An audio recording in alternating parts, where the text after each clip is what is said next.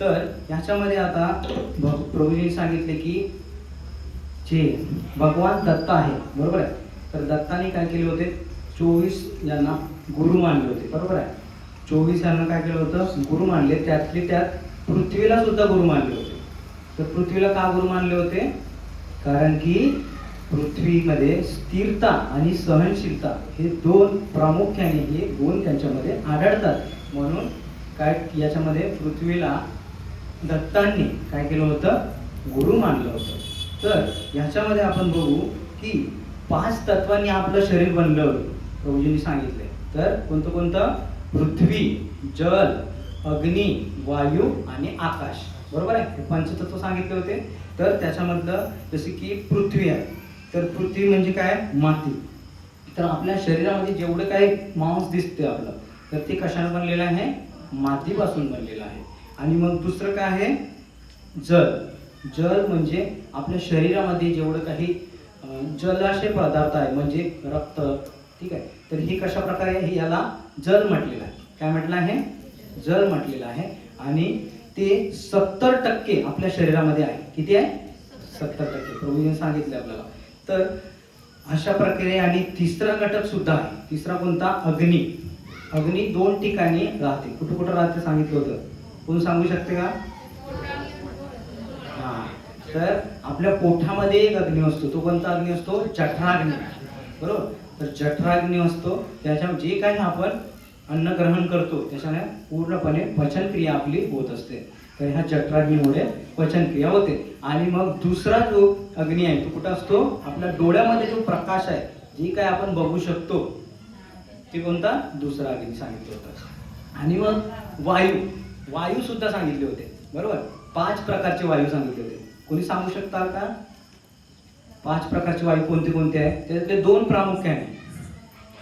प्राणवायू, जे की आपण श्वास घेतो, श्वास आत बाहेर करतो, बरोबर आहे. तर त्याला काय म्हटलं आहे, प्राणवायू. आणि दुसरा अपानवायू, जे की आपण मागच्या बाजूला सोडतो, त्याला अपानवायू म्हटलं आहे. आणि तिसरा काय आहे, व्यान, सुदान आणि समान. उदान आणि समान, अशा प्रकारचे 5 वायू प्रभूजींनी सांगितले. तर हे 5 वायू कशा कशा प्रकारे आपल्या शरीरामध्ये कार्य करतात, हे संपूर्ण वर्णन प्रभूजींना आपल्याला मागच्या प्रवचनामध्ये सांगितलेलं होतं. आणि मग नंतर काय आहे, आकाश, बरोबर. आकाश हे ज्या ठिकाणी आपले नसा आहे, त्याच्यामध्ये जे काही गॅप आहे, जिथं मोकळी स्पेस आहे, मोकळी जागा जिथे जिथं भरलेली आहे, पोकळ आहे जिथं जिथं, त्याला काय म्हटलं आहे, आकाश म्हटलं आहे. जसं की आपल्या गुडघ्याच्या मध्यभागी जिथे जॉईंट आहे ना, तिथं सुद्धा थोडा गॅप असतो ना, प्रत्येकाच्या गुडघ्यामध्ये गॅप असतो.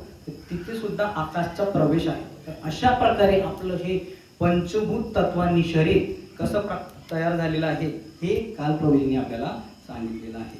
मग त्याच्यामध्ये आणखी एक सांगितलं की मनाची शक्ती किती आहे.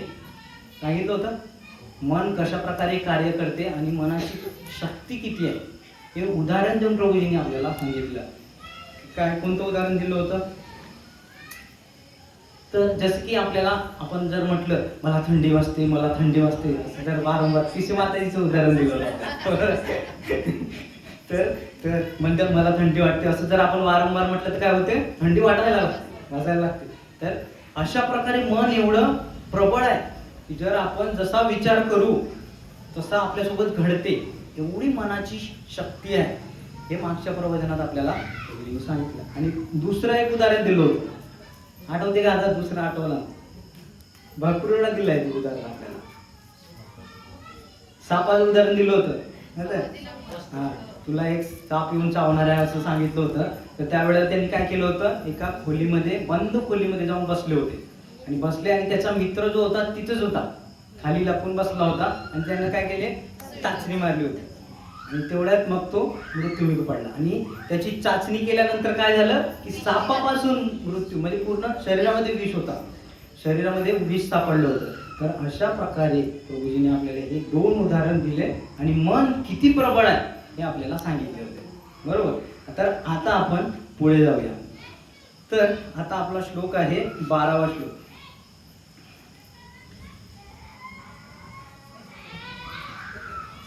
एच एव सात्विकाः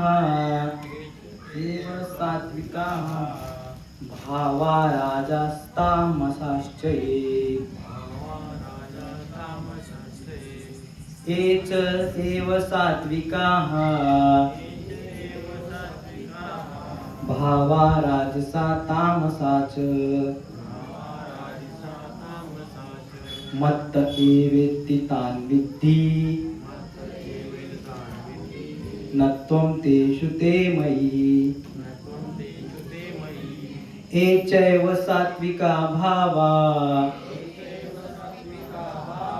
राजसा तामसाच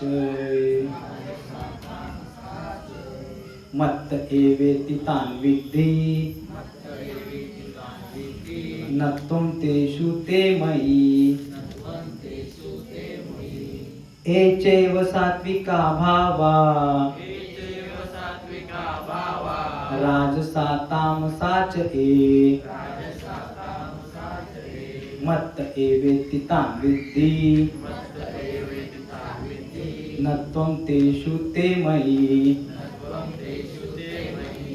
सात्विक अर्थ सात्विक, राजसिक किंवा तामसिक हे सर्व भाव माझ्या शक्तीनेच अभिव्यक्त होतात। एका दृष्टीने मी सर्व काही आहे, परंतु मी स्वतंत्र आहे।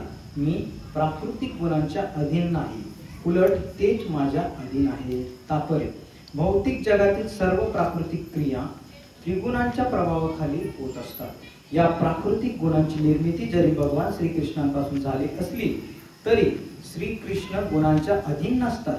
उदाहरणार्थ, राष्ट्राच्या नियमानुसार मनुष्याला शिक्षा होऊ शकते, परंतु दंडसंहिता बनविणारा राजा नियमांच्या अधीन नसतो। त्याचप्रमाणे भौतिक प्रकृतीचे सत्व, रज आणि तम हे तिन्ही गुण भगवान श्रीकृष्णांपासून निर्माण होतात, परंतु भगवान श्रीकृष्ण या गुणांच्या अधीन नाहीत, म्हणून ते निर्गुण आहेत। अर्थात हे प्राकृतिक गुण जरी भगवंतापासून प्रकट झाले असले तरी त्यांचा भगवंतावर कधीही परिणाम होत नाही। भगवंतांचा हा एक विशिष्ट गुण आहे। हरे कृष्ण। तर या श्लोकामध्ये काय म्हटलं आहे की 3 श्लोकाचं वर्णन केलं आहे। कोणते कोणते? सात्विक, राजसिक आणि तामसिक। तर हे सर्व जे गुण आहेत ते भगवंतांच्या शक्तीपासून बनलेले आहेत। कोणापासून? भगवंतांच्या शक्तीपासून बनलेले आहे। आणि भगवंत काय म्हणतात? मी स्वतंत्र आहे, मी याच्या अधीन नाही। बरोबर आहे? या 3 गुणांच्या भगवंत काय अधीन नाही, उलट काय आहे तेच माझ्या अधीन आहे। जे गुण आहे ते भगवंतांच्या अधीन आहे। तर याच्यामध्ये आपण उदाहरण घेऊन समजूया की भगवंताने ही निर्माण केले आहे, परंतु भगवंत त्यांच्या अधीन नाही। मग याच्यामध्ये आपण उदाहरण बघतो की जसं की आपल्या घरी पंखा, फ्रीज, बल्ब आहे। बरोबर आहे? 3 गोष्टी आहेत। तर ते कशापासून चालतात? विजेपासून चालतात। बरोबर?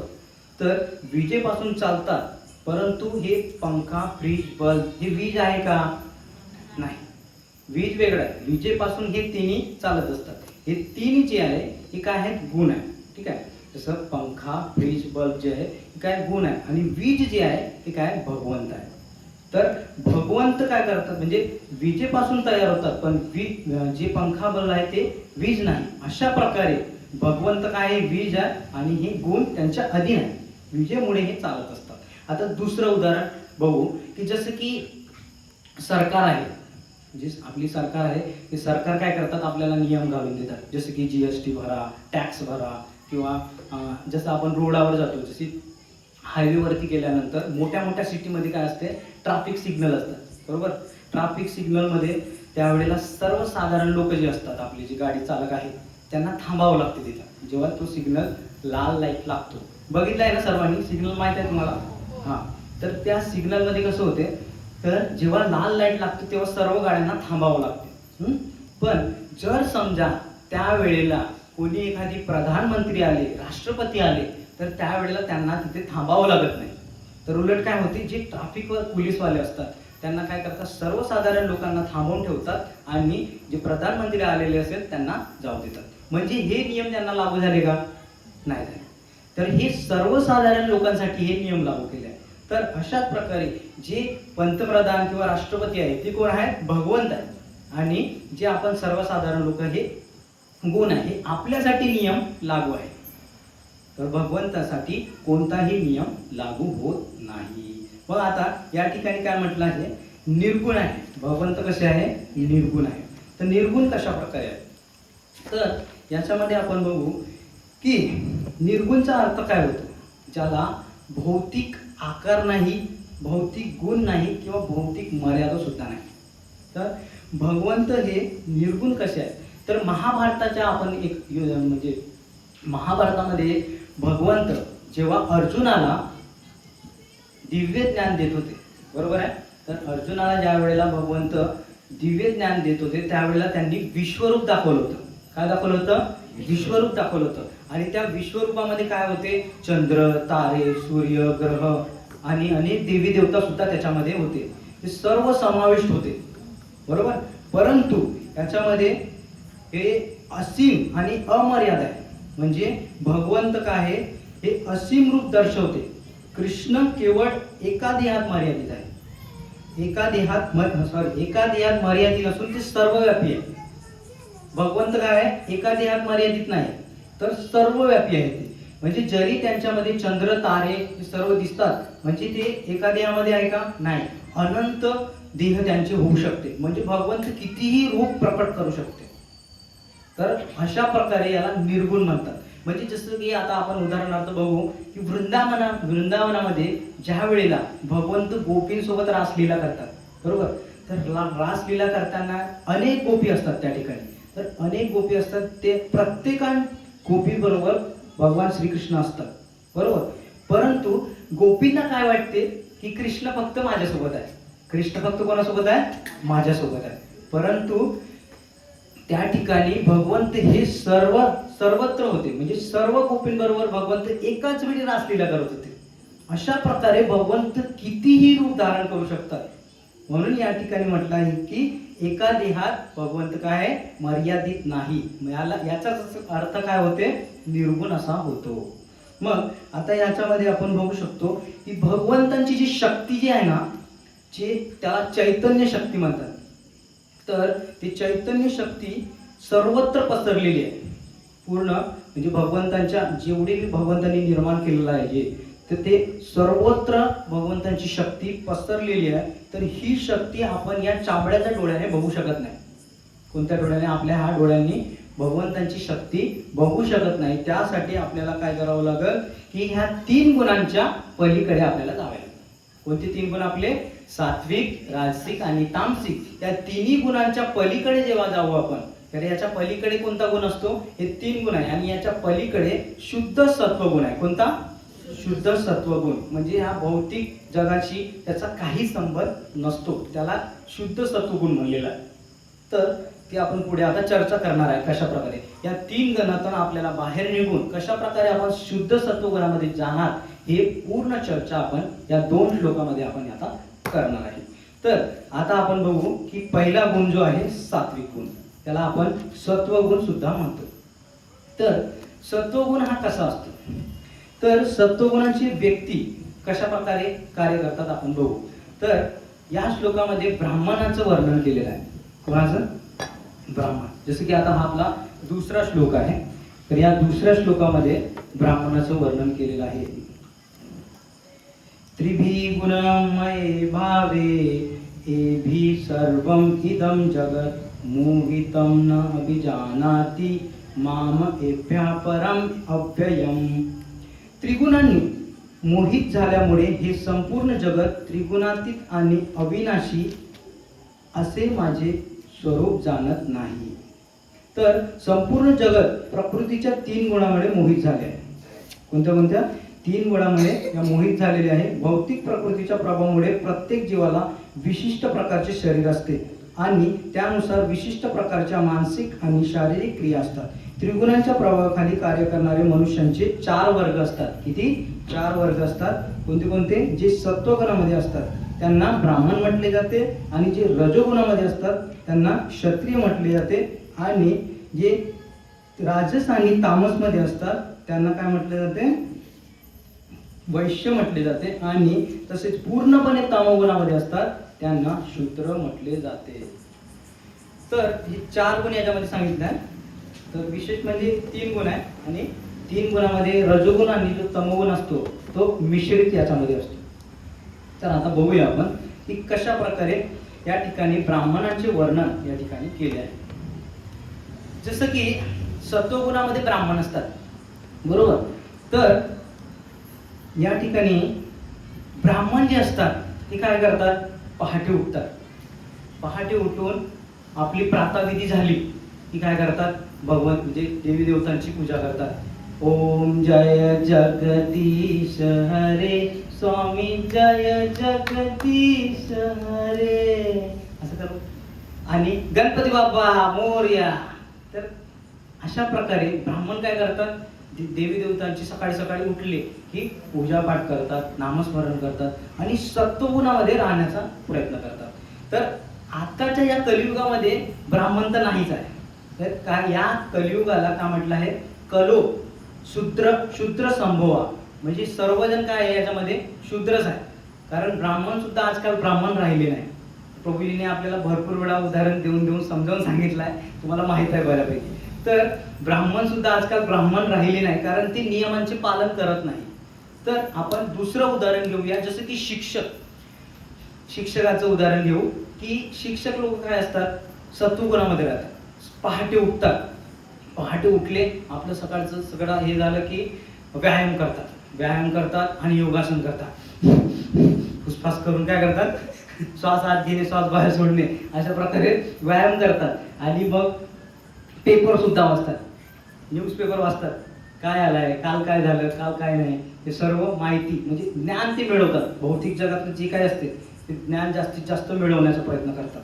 आणि सर्वात महत्वाचं म्हणजे काय असतं ते, ती शुद्ध आहार घेतात, सात्विक आहार घेतात. म्हणजे फळे खातात, पालेभाज्या खातात. जर आपण शुद्ध आहार घेतला तर आपली चेतना कशी असते, शुद्ध असते, सात्विक असते.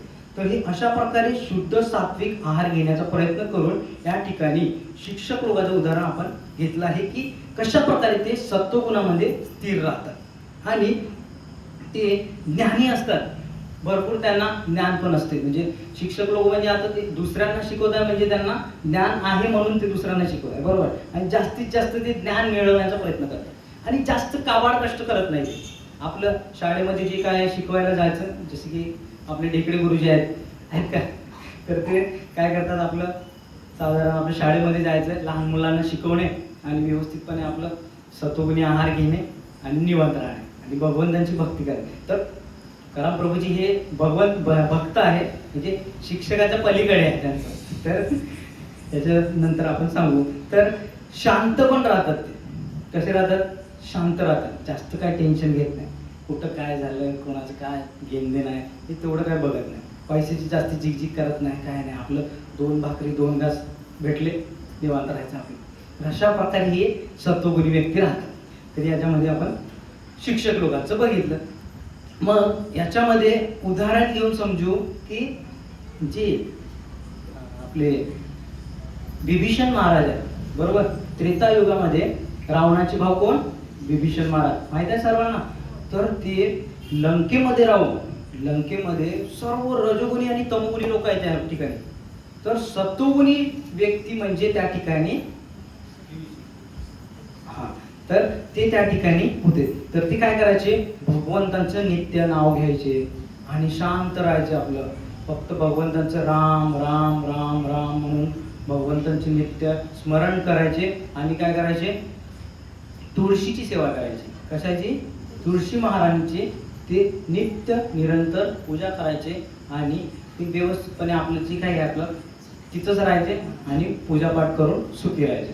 तर अशा प्रकारे हे विभीषण महाराज होते. तर हे सत्वगुणामध्ये होते आणि मग नंतर त्यांनी भगवंतांना प्राप्त केले, पण त्यावेळेला ते शुद्ध सत्वगुणामध्ये गेले. आधी सत्वगुणामध्ये होते पण ते नंतर भगवंतांची भक्ती करून शुद्ध सत्वगुणामध्ये गेले. तर अशाच प्रकारे आपले जे भक्त आहे, जे महान महान भक्त, जसे की मंदिरामध्ये जी काही सेवा करणारे आहे किंवा तुम्ही आहेत, तर काय तुम्ही काय करतात की भगवंतांचं नाव घेतात सकाळी उठून, बरोबर आहे. आंघोळ केली, नामस्मरण करणे, भगवद्गीता वाचणे, भगवंतांची आरती करणे, भगवंतांना भोग लावणे, हे म्हणजे आपल्याला काय सत्वगुणी मध्ये आहो आपण. परंतु याच्या पलीकडे काय आहे दुसरा गुण, रजोगुणी. त्याला काय म्हणतो आपण, राजसिक गुण. कोणता, राजसिक. तर याच्यामध्ये क्षत्रियांचे वर्णन केले आहे. कोणाचे? क्षत्रियांचे. क्षत्रिय हे कसे असतात? अतिशय पराक्रमी आणि युद्धासाठी एकदम तयार असणारे, तेजस्वी आणि राज्यकारभार सांभाळण्यामध्ये अतिशय निपुण असतात. तर याच्यामध्ये अर्जुनाचं उदाहरण दिलं आहे. अर्जुन हा कसा आहे? क्षत्रिय आहे, बरोबर आहे. तर धर्मासाठी कार्य करणे, धर्मासाठी लढणे आणि अधर्माचा नाश करणे हे रजोगुणी. म्हणजे त्याच्यामध्ये काय आहे की सत्वगुणयुक्त रजोगुण आहे. कोणता?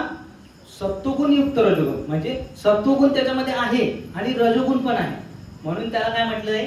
सत्वगुण युक्त रजोगुण. तर दोन्ही गुण त्यांच्यामध्ये आहे क्षत्रियांना. मग आता आपल्याला विशेष चर्चा कोणाची करायची आहे? रजोगुणी व्यक्ती जे राजसिक आहे. तर राजसिक व्यक्ती आपण बघू शकतो या ठिकाणी वेश्या, म्हणजे वेश्य म्हणजे जे व्यापारी लोक आहे, वेश्या नाही वेश्य, जे व्यापारी लोक आहेत ते काय करतात की आपला व्यापार वाढवण्याचा प्रयत्न करतात. जास्तीत जास्त म्हणजे काय करतात, व्यापारी लोक जे धनधान्याचे व्यापारी असतात ते धनधान्य बाहेर माल पाठवणे घेणे याच्यामध्ये जास्त त्यांचं डोकं चालते आणि एक एक रुपयाचा हिशोब ठेवतात ते, बरोबर आहे. आणि जास्तीत जास्त पैसा आपल्याला कुठून मिळेल, जास्त आपला माल कुठं विक्रीला जाईल हे जास्तीत जास्त ते बघण्याचा प्रयत्न करतात. तर अशाच प्रकारे दुसरं उदाहरण आपण बघू की जे राजकारणी लोक आहेत. राजकारणी लोक काय करतात की आपलं भलं बघतात. तर आपल्या याच्यासाठी म्हणजे मी जर खुर्चीवर बसणार, मी खुर्चीवर बसण्यासाठी काय काय केले पाहिजे. मग ते काय करतात की आपलं जे काही प्रतिष्ठा लाभ मिळवण्यासाठी काय करतात, ते उभं राहून लोकांना प्रचार करतात आणि मोठे मोठे भाषण देतात. मी हे करणार ते करणार सगळं करतात. पण कोणी कोणी लोकांचं म्हणजे कोणते कोणते जे राजकारणी लोक आहेत त्याच्यामध्ये असे आढळतात की ते बोलतात एक आणि करतात एक, बरोबर. तर त्यांचं म्हणजे एकमत राहत नाही ते. तर रजोगुणी व्यक्ती कसा असतो की मी जे काही करत आहो त्यांना ते कळत नाही, बरोबर. आणि त्यांच्यामध्ये जास्त काम, क्रोध, लोभ, मोह आणि मत्सर, ईर्ष्या, द्वेष हे सगळं भरलेलं असते. तर रजोगुणी व्यक्ती कसा असतो? ते पूर्ण काम, क्रोध, लोभ भरलेला असतो. त्याच्यामध्ये स्त्रीप्रती आसक्ती असते जास्तीत जास्त आणि अशा प्रकारे द्वेष सुद्धा करतात ते कोणाचा. म्हणजे तो जर पुढे जात असेल मी त्याचा पाय धरून वडलो पाहिजे आणि मी पुढे बसून केलं पाहिजे, मी त्या ठिकाणी बसलो पाहिजे, अशी इच्छा कोणाची असते? रजोगुणी व्यक्तीची इच्छा असते. तर ते स्वतःला म्हणजे पूजा लाभ प्रतिष्ठा मिळण्यासाठी काय करतात, काही कोणत्याही स्तराला जायचा प्रयत्न ते करतात, कोणालाही खाली पाडण्याचा ते विचार करीत असतात. अशा प्रकारे ही रजोगुणी व्यक्ती असतात. पण जर आपण या रजोगुणातून आपल्याला सत्वगुणामध्ये जायचं असेल तर आपल्याला काय करावं लागेल? भगवंतांची भक्ती करावी लागेल. म्हणजे काय? हरे कृष्णा कृष्णा कृष्णा हरे हरे, हरे राम राम राम हरे हरे. अशा प्रकारे आपल्याला काय करावं लागेल? भगवंतांचं नित्य नाव घ्यावं लागेल, सत्संग करावं लागेल आणि साधू संग करावं लागेल. मग ह्याच्यामध्ये आपण हे बघू की रजोगुणीमध्ये काम हा कसा प्रकारे उद्भवतो आणि कामी व्यक्ती कशा असतात. तर याच्यामध्ये एक सत्ययुगाची घटना आहे. तर ययाती नावाचे एक राजा होते. कोणते? ययाती. तर ययाती नावाचे जे राजा होते त्यांचे दोन पत्न्या होते. एक आहे देवयानी आणि दुसरी शर्मिष्ठा. तर जे देवयानी आहे ते असुरांचे गुरु शुक्राचार्य. कोण? असुर जे राक्षस आहे त्यांचे गुरु कोण आहे? शुक्राचार्य.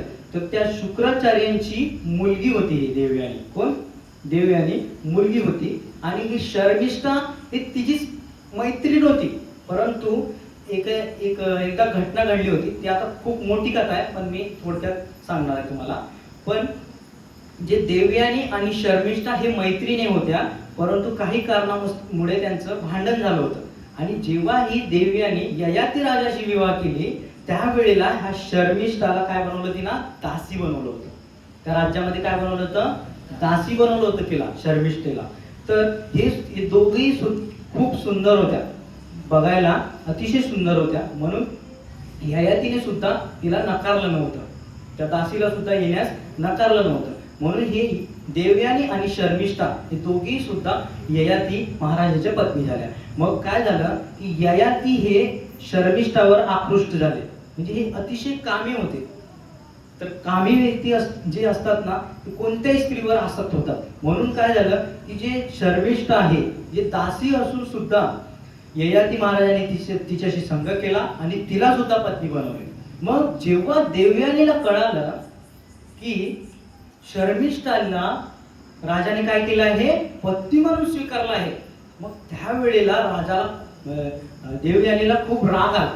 काय झालं, राग येणारच ना. आपल्या नवऱ्याशी जर दुसरी पत्नी जर विवाह करत असेल तर पत्नीला राग येतोच, बरोबर. मग त्यावेळेला राग आल्यानंतर देवयानीने काय केले, शुक्राचार्यांना सांगितले, म्हणजे आपल्या पितेला सांगितले. काय सांगितले की राजाने काय केलं की दुसरं विवाह केलेला आहे. त्यांच्यामध्ये मनामध्ये काम उत्पन्न झाल्यामुळे त्यांनी काय केलं, दुसरा विवाह सुद्धा केलेला आहे आणि त्यांनी मला म्हणजे दुर्लक्ष केलेलं आहे असं म्हणून सांगितल्यानंतर त्या ठिकाणी शुक्राचार्यांना क्रोध आला.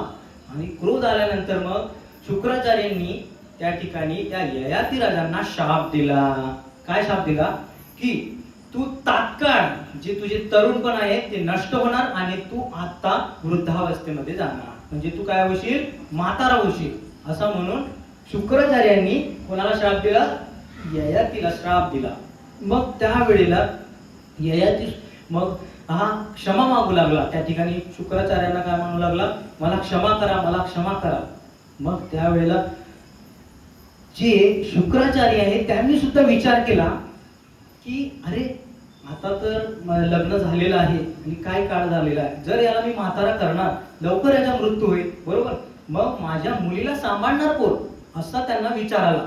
म्हणून त्यांनी आणखी एक आशीर्वाद सिद्ध दिला.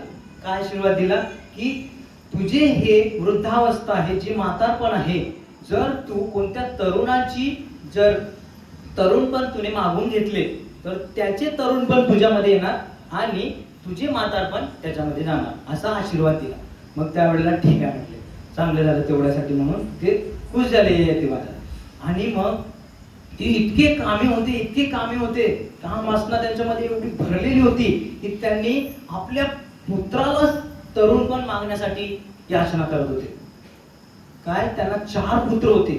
तर 4 पुत्र होते, त्यातले पहिल्या पुत्राला त्यांनी म्हटलं, मोठ्या मुलाला, की मला तुझं तरुणपण दे, मला अजून भोग भोगायचा आहे. त्याला शोभत नाही अशा व्यक्तीला, ही कामी व्यक्ती जी असतात ना त्यांना हे कळतच नाही की आपण कोणाशी बोलतो, काय बोलतो, म्हणजे त्यांची बुद्धी पूर्ण भ्रष्ट झालेली असते. काम वासनेनं काय झालेली असते, बुद्धी पूर्ण भ्रष्ट झालेली असते. मग म्हणून ते काय आपल्या मोठ्या मुलाला मागणं म्हणजे किती लाजिरवाणी गोष्ट आहे, बरोबर आहे का नाही. त्यांना समजायला पाहिजे होतं, परंतु त्यांनी आपल्या मोठ्या मुलाला मागितलं तेव्हा त्या मोठ्या मुलाला काय म्हटले, नाही म्हटले. दुसऱ्याला मागितलं तो पण नाही म्हटला, तिसरा पण म्हटलं नाही. चौथा जो मुलगा होता, पुरू नाव होतं त्याचं, काय पुरू, तर तो अतिशय आज्ञाकारी पुत्र होता. मग त्यावेळेला पुरूने काय म्हटले, बाबा हे माझं जे शरीर आहे हे तुमच्यापासूनच आलेलं आहे आणि तुम्हीच मला जन्म दिलेला आहे, म्हणून हे तुम्हाला देण्यासाठी मी काही अडथळा येऊ देत नाही, माझे तरुणपण तुम्ही घेऊ शकता. अशा प्रकारे तो आज्ञाकारी असल्यामुळे काय झालं, त्या पुरूने आपलं तरुणपण आपल्या ययाती राजाला, आपल्या पित्याला देऊन टाकले. मग हा ययाती तरुणपण घेऊन अतिशय भोग वासनेमध्ये तो युक्त झाला, भोग करू लागला. जेवढे काही दासी होते त्यांच्याशी तो संग करायचा, म्हणजे पूर्णपणे तो युक्त होऊन गेला होता. तर हे कामी जे व्यक्ती असतात त्यांची बुद्धी नष्ट झाल्यामुळे त्यांना काही कळतच नाही. मग काही काळानंतर काय झालं की ययाती राजाला म्हणजे पश्चाताप झाला की मी कुठेतरी चुकलो आहो. मग त्याला ज्ञान झाल्यानंतर हे कळालं की मी माझ्या पुत्राचे तरुणपण घेऊन या ठिकाणी माझं आयुष्य वाया घालवलं आणि माझ्या मुलाचे सुद्धा आयुष्य वाया घालवलं. हे जीवन तर कशासाठी आहे, भगवंतांची भक्ती करण्यासाठी आहे. हरे कृष्णा कृष्णा कृष्णा हरे हरे, हरे राम राम राम हरे हरे. भगवंतांचं नाव घेण्यासाठी हे जीवन आयुष्य मला दिलेलं आहे आणि मी काय करत आहोत, काम वासनेने पूर्ण व्याकुळ झालेलो आहो मी. तर अशा प्रकारे त्यांना पूर्णपणे पश्चाताप झाला आणि त्यांच्या मनामध्ये वेदना होऊ लागल्या आणि मग त्यांनी आपलं म्हातारपण म्हणजे आपलं जे तरुणपण त्यांनी घेतलं होतं पुत्राकडून, त्यांनी पुत्राला दिले आणि पुत्राकडून म्हातारपण घेतले आणि भगवंतांची भक्ती करण्यास सुरू केले. तर अशा प्रकारे हे ययाती राजा कशा प्रकारे काम वासनेने व्याकुळ झाले रजोगुणामुळे. तर रजोगुणामुळे काय होते, काम वासना जागृत होते आणि क्रोध पण येतो. तर एक श्लोक आहे भगवद्गीतेच्या 3ऱ्या अध्यायामध्ये 37वा श्लोक आहे. कामेश क्रोधेश रजोगुण समुद्भव महाशनो महापाप्मा विद्येन मिहवैरिना.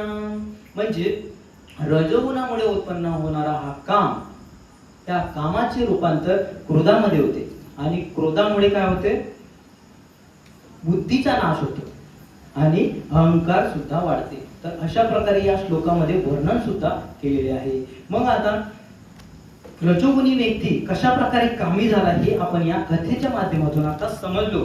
आता आपण बघू की अहंकार क्रोध कशा प्रकारे येतो. तर ज्या प्रकारे आपण बघितलं की बिभीषण महाराजाचं उदाहरण आपण सत्वगुणामध्ये घेतले होतं. आता रजोगुणामध्ये जो होता कोण आहे तो, रावण. रावण कोणत्या गुणामध्ये होता, रजोगुणामध्ये होता. पूर्णपणे रजोगुणी होता हा रावण. तर त्याचा अहंकार, त्याच्यामध्ये सुद्धा काम वासना होती. तर त्यांनी सुद्धा काय केलं, महादेवांना प्रसन्न केले होते. बरोबर आहे, महादेवांचा मोठा भक्त होता, परंतु तो प्रेम करणारा नव्हता. बरोबर आहे, महादेवांशी जर त्याने प्रेम केलं असतं तर काय झालं असतं की त्यांची जी संपत्ती आहे ते मागितला नसता.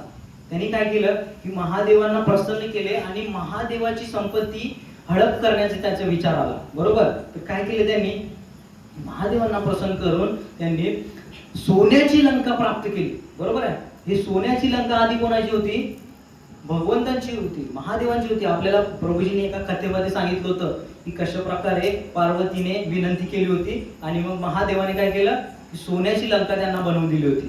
बरोबर, पण महादेव इतके दयाळू आहेत की त्यांनी काय केलं, आपली सोन्याची लंका सुद्धा रावणाला देऊन टाकली.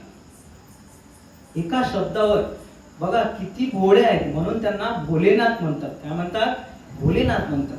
त्यांनी आपली सोन्याची लंका रावणाला देऊन टाकली, तरी सुद्धा तो संतुष्ट झाला नाही. झाला का संतुष्ट रावण, नाही झाला. त्यांनी काय केलं की पार्वतीवर डोळा टाकला. किती म्हणजे डेंजर आहे हा रावण. बघा, ज्याच्याकडून आपण जे मिळवले आहे, सोन्याची लंका मिळवली, एवढं राज्य मिळवलं, तिन्ही लोकांवरती आपण राज करत आहोत हे त्याला माहित पडलं, तरी सुद्धा हा एवढा भयानक आहे की त्याने पार्वती मातेवर सुद्धा डोळा टाकला. मग त्यावेळेला महादेवांनी एक युक्ती लावली. काय केलं की पार्वती मातेच्या जागेवर त्यांनी काय केले, मंदोदरीला ठेवले. काय केले, मंदोदरीला ठेवले आणि मग हीच पार्वती आहे म्हणून त्याला वाटले. म्हणजे ती पार्वती नव्हती, कोण होते, मंदोदरी होती.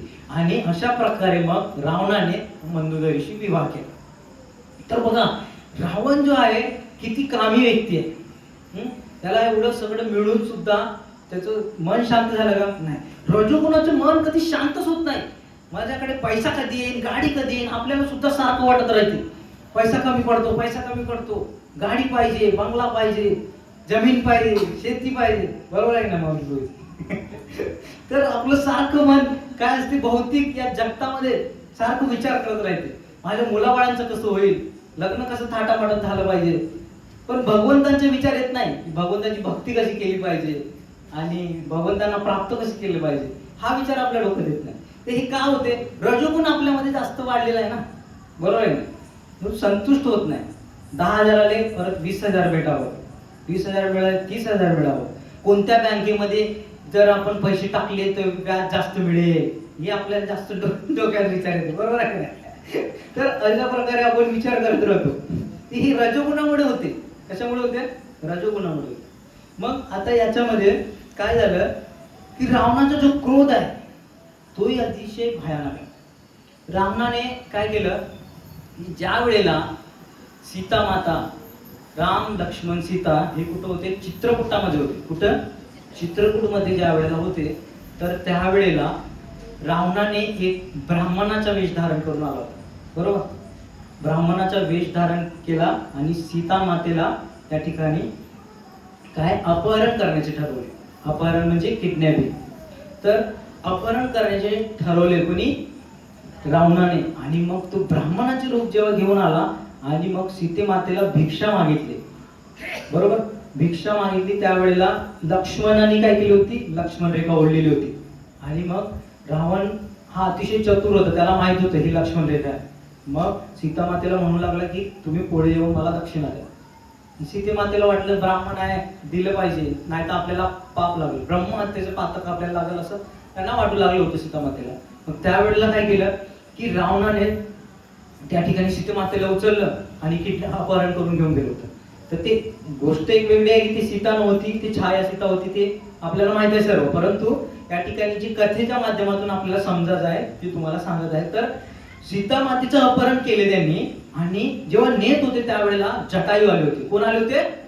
जटायू त्या ठिकाणी आले होते आणि त्यांना थांबवण्याचा प्रयत्न केला होता. भरपूर त्यांनी प्रयत्न केला होता. काय केलं त्यांनी? रावणाला म्हणजे पंख मारले वर नेल्यानंतर, तरी सुद्धा ते रावण सीतामातेला घेऊन जात होतं. मग रावणाने काय केली? तलवारीने त्यांचा पंख कापला. काय केलं? पंख कापून त्यांचे म्हणजे एक प्रकारे त्यांचा मृत्यू करण्याचं त्यांनी हे केलं.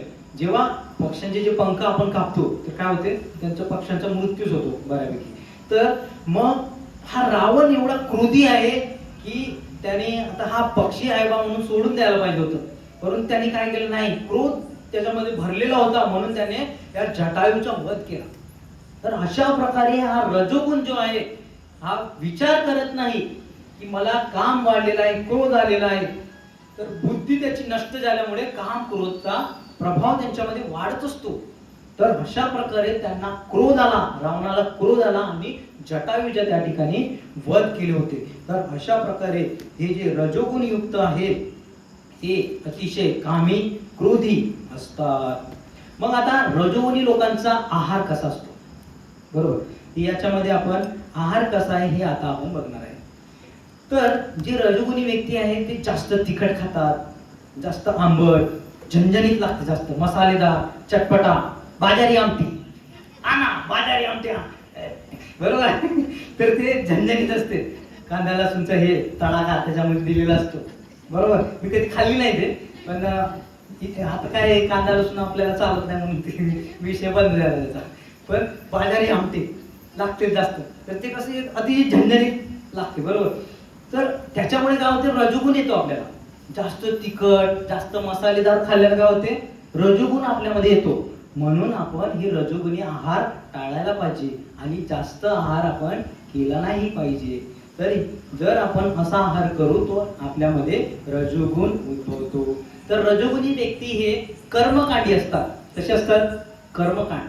कर्मकांड म्हणजे या देवतांची पूजा केल्यावर मला हे फळ प्राप्त झालं पाहिजे, इथे गेल्यावर मला हे मिळालं पाहिजे, गंगे नदीमध्ये स्नान करून पाप नष्ट झाले पाहिजे, परत मी पाप करण्यासाठी तयार झालो पाहिजे. अशा प्रकारे आपली इच्छा असते. तर हे रजोगुणी व्यक्तीचे लक्षण आहे. कोणाचे? रजोगुणी व्यक्तीचे. म्हणून कर्मकांड, देवी देवतांची पूजा करणे, उपासना करणे अशा प्रकारे हे असतात. परंतु आपण देवी देवतांची पूजा न करून आपण काय केलं पाहिजे? भगवंतांची भक्ती केली पाहिजे. हरे कृष्णा कृष्णा कृष्णा हरे हरे, हरे राम राम राम हरे हरे. आपल्याला काय करायचं आहे? भगवंतांची प्रेममय सेवा करून भक्ती केली तरच आपण या रजोगुणातून बाहेर येऊ शकतो. समजलं? तर अशा प्रकारे हे रजोगुण व्यक्तीचे लक्षण या ठिकाणी सांगितले आहे. मग आता आपण बघूया पुढचा गुण. कोणता? तामसिक गुण. त्याला तमोगुण म्हणतात. कोणता? तमोगुण. तर हे जे तमोगुणी व्यक्ती असतात ना, ते अतिशय आहार, निद्रा, भय, मैथून ने व्याकुळ झालेले असतात. म्हणजे जास्त झोपणे, जास्त खाणे आणि तामसिक भोजन करणे, मांसाहार करणे, आणि भय, भीती पण असते त्यांच्यामध्ये. मनामध्ये भीती असते, कोण मला मारल का, कोणी हे करेल का, ते करेल का असं. आणि मैथून सुद्धा करतात ते, म्हणजे व्यभिचार करणे. अशा प्रकारचे हे तमोगुणी लोकांचे लक्षण आहे. याच्यामध्ये सांगितलं आहे की जे शूद्र आहे, ते तमोगुण असतात. त्यांच्यामध्ये तमोगुण असल्या कारणाने त्यांना शूद्र त्या ठिकाणी म्हटलं आहे. मग आता आपण बघू की जे अधार्मिक कृत्य करतात, कोणते कृत्य? अधार्मिक कार्य करतात, म्हणजे पशुहत्या करणे, कोणाचं म्हणजे दुसऱ्याचं वाईट विचार करणे आणि नशापान करणे, जास्त म्हणजे दारू मदिरा वगैरे पिणे आणि मांसाहार करणे, अशा प्रकारे हे तमोगुणी व्यक्तींचे लक्षण आहे. मग याच्यामध्ये आपण बघू की कशा प्रकारे हे तमोगुणी लोक असतात. तर उदाहरण घेऊन समजूया की एक नारद मुनी आणि मृगारीची कथा आहे. कोणाची? नारद मुनी आणि मृगारी. तर मृगारी हा कोण होता? एक शिकारी होता. कोण होता? शिकारी. तर हा शिकारी काय करायचा की जंगलामध्ये गेल्यानंतर जे काही त्याला पशु पक्षी दिसायचे तर त्यांना तो अर्धवट मारायचा आणि अर्धवट मारून काय करायचा, जेव्हा ते तडपडायचे तर त्याला मजा यायची, त्याला आनंद वाटायचा. असा हा एवढा क्रूर होता हा मृगारी. कारण का असं होत होतं? असं का होत होतं सांगू शकते कोणी? त्याला असं आनंद काय येत होता? पशु हत्या करून त्याला एवढा आनंद काय येत होता? का बरं येत होता? प्रश्न आहे माझा. कारण की तो तमोगुणामध्ये होता. त्याला म्हणजे हे ज्ञानच नव्हते की याच्यामध्ये एक आत्मा असतो, की आपण जर त्याला मारलं तर त्याला त्रास होतो. हे तमोगुणी व्यक्तीला समजतच नाही. तर तमोगुणी व्यक्तीला हे समजतच नाही, लक्षातच येत नाही की आपण जर दुसऱ्यांची हत्या करू तर त्यांच्या जीवाला म्हणजे त्रास होणार, हे त्यांना ज्ञान नसते. तर अशा प्रकारे हे अंधकारमय जीवन जगतात. तमोगुणी व्यक्ती काय आहे? अंधकारमय जीवन जगतात. आता त्यांना माहित आहे का दारू पेल्याने मी मरणार लवकर, बरोबर आहे, तरी सुद्धा ते पिणारच. कारण की ते तमोगुणामध्ये एवढे लिप्त झालेले असते की क्षणिक सुखासाठी काय करतात, ते वारंवार त्याचा आधार घेत असतात. दारू आपण पिली, थोड्या वेळासाठी बरं वाटतं त्यांना, बरोबर, परत ते नशा संपली का परत दारू पितात. अशा प्रकारे ते पूर्णपणे तमोगुणामध्ये गेलेले असतात. तर मांसाहार करतात. मांसाहार केल्याने त्यांना म्हणजे थोडं नशा येते, बरोबर आहे, आणि चांगलं वाटायला लागते, म्हणून ते मांसाहार सुद्धा करतात, पशु हत्या करतात. अशा प्रकारे हा मुलगारी काय करत होता म्हणून तर पशु हत्या करून अर्धवट सोडत होता आणि त्या ठिकाणी त्याचा आनंद घ्यायचा. मग त्यावेळेला नारद मुनी त्या ठिकाणी आले आणि नारद मुनीने जेव्हा बघितले तेव्हा म्हणाले, हे तुम्ही काय करून राहिले? त्या पशु हत्यांची तुम्ही म्हणजे हत्या करून राहिले, ते पण अर्धवट. अरे त्यांना खूप त्रास होत असेल असे नारद मुनी सांगितले होते. कारण की जे संत असतात ना, त्यांना हृदयामध्ये त्यांच्या करुणा असते, दया असते, बरोबर आहे. तर दुसऱ्या जीवांना जेव्हा त्रास होतो त्यावेळेला त्यांना सुद्धा त्रास होतो. पण हा मृगारी तमोगुणामध्ये असल्यामुळे त्याला हे माहित नव्हते.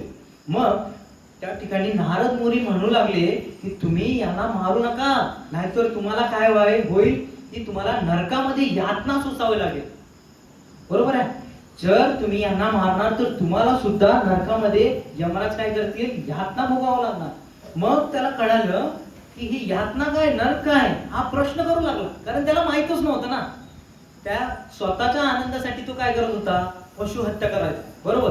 पण जेव्हा नारद मुनी आले आणि त्यांनी सांगितलं की तुम्ही पशु हत्या करणार, त्यांना त्रास झाला तर तुम्हाला काय होणार, नरक यातना भोगावं लागेल, हे त्यांनी सांगितल्यावर त्यांना समजलं.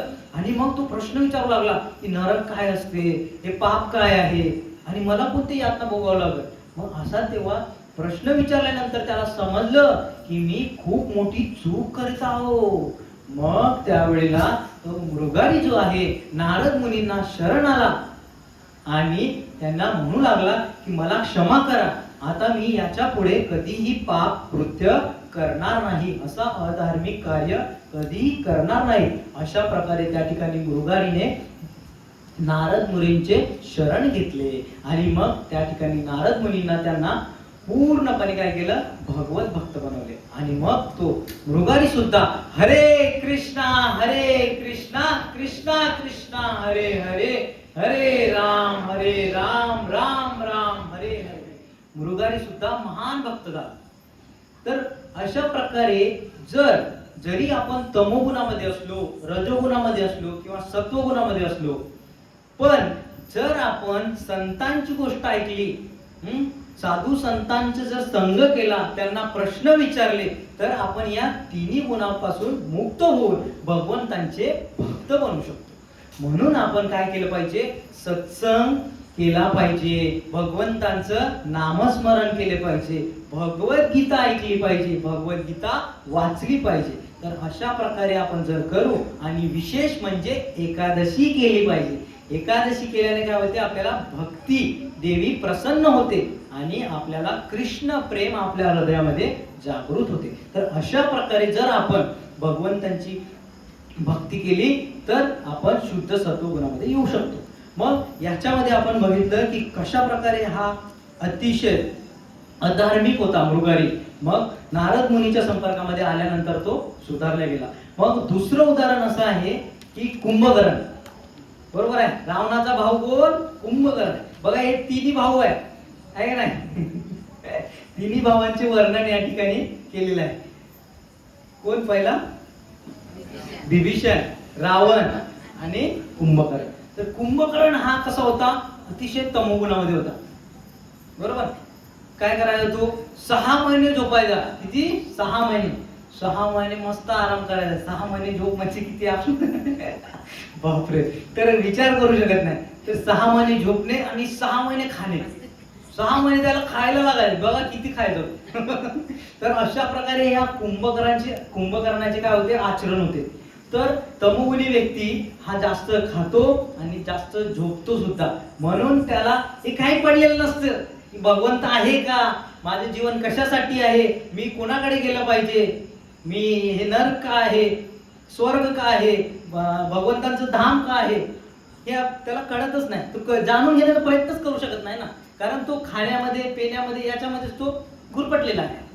अशा प्रकारे हे तिन्ही गुणांचं वर्णन या ठिकाणी आज आपण केलं आहे. तर याच्यामध्ये आता आपण बघू की प्रभुपादांनी सुद्धा काय केलं की जे हिप्पी लोक होते, हिप्पी म्हणजे जे तमोगुणामध्ये पूर्णपणे युक्त झाले होते, म्हणजे या कलियुगामध्ये आता हिप्पी लोक कोण होते आता आपण हे बघू. तर जेव्हा अमेरिकेला प्रभुपाद महाराज गेले ना, तर त्यावेळेला जे अंग्रेज लोक होते त्या अमेरिकेमधले, तर ते काय करायचे, नशापान, मांसाहार, व्यभिचार याच्यामध्ये पूर्णपणे युक्त होते ते. परंतु ज्या वेळेला प्रभुपाद महाराज त्या ठिकाणी गेले, कुठे गेले प्रभुपाद महाराज, अमेरिकेमध्ये गेले. तामसिन स्पेअर पार्क म्हणून एक आहे, त्या ठिकाणी प्रभुपाद महाराज गेले आणि त्या हिप्पी लोकांमध्ये जाऊन प्रभुपादांनी कीर्तन केलं. काय केलं, कीर्तन केलं. हरे कृष्णा कृष्णा कृष्णा हरे हरे, हरे राम राम राम हरे हरे, असं करून प्रभुपाद महाराज त्या ठिकाणी कीर्तन करायचे. मग हे जे हिप्पी होते हे एवढे म्हणजे याच्यामध्ये तमोगुणामध्ये युक्त झालेले होते की त्यांना काहीच कळायचं नाही. कधी नशापान करणे, LSD नावाचा एक गांजा आहे, एक ड्रग्स आहे. तर तो जो घेतला ना आपण, तर पूर्ण दिवसभर म्हणजे आपण नशेमध्ये राहतो. तर LSD नावाचा हा ड्रग्स ते घ्यायचे आणि मद्यपान करायचे आणि मांसाहार करायचे आणि रोडवरतीच व्यभिचार करायचे. बघा, आणि ते पूर्णपणे नागडे राहायचे आणि मोठे मोठे केस, असे वाढलेले नख आणि महिना आंघोळ नाही त्यांची. बघा किती बेकार होते. तमोगुणी लोक हे असे असतात, आंघोळ नाही, काय नाही, केस कापणार नाही, शुद्धता नाही, काहीच नाही. तर अशा प्रकारचे हे जे होते, कोण, हिप्पी म्हणतात त्यांना. काय म्हणतात, इंग्लिश मध्ये हिप्पी म्हणतात. म्हणजे पूर्णपणे ते तमोगुणी आपण आपल्या भाषेमध्ये म्हणू शकतो. तर पूर्णपणे तमोगुण मध्ये हे झालेले होते. तर कोणाची चोरी करणार, पैसे मिळवणार आणि त्याच्यापासून काय करणार, मद्यपान करून मांसाहार करणार, असे ते पूर्णपणे युक्त झाले. पण जेव्हा शुद्ध भक्त त्या ठिकाणी जातात आणि हरिनामाचा प्रचार करतात, त्यावेळेला काय होते की त्यांच्यामध्ये भक्ती जागृत होते. मग प्रभुपादांनी काय केलं, त्या ठिकाणी हरे कृष्ण महामंत्राचं कीर्तन तर केलंच आणि भगवद्गीतेचे दिव्य ज्ञान त्या ठिकाणी सांगितलं. काय केलं प्रभुपाद महाराजांनी, भगवद्गीतेचे दिव्य ज्ञान सांगितलं आणि त्यामुळे त्यांच्या हृदयामध्ये कृष्ण प्रेम जागृत झालं आणि हळूहळू मग ते या तमोगुणातून बाहेर येऊ लागले. आणि प्रभुपादांनी विशेष म्हणजे त्यांना प्रसाद द्यायचे. काय द्यायचे, प्रसाद. जसं की आपल्या मंदिरात प्रसाद येतो आपल्याला दर बुधवारी, तशा प्रकारे प्रभुपाद महाराज स्वतः बनवायचे. वय किती होतं त्यांचं, 70 वय होतं, तरी सुद्धा काय करायचे, प्रसाद बनवायचे आणि त्या हिप्पी लोकांना देऊन भगवत भक्तीच्या मार्गावर लावायचे. अशा प्रकारे हे प्रभुपाद महाराजांनी हे असं दिव्य मोठं काम केलेलं आहे की आपण विचार क्षमतेच्या पलीकडे आहे.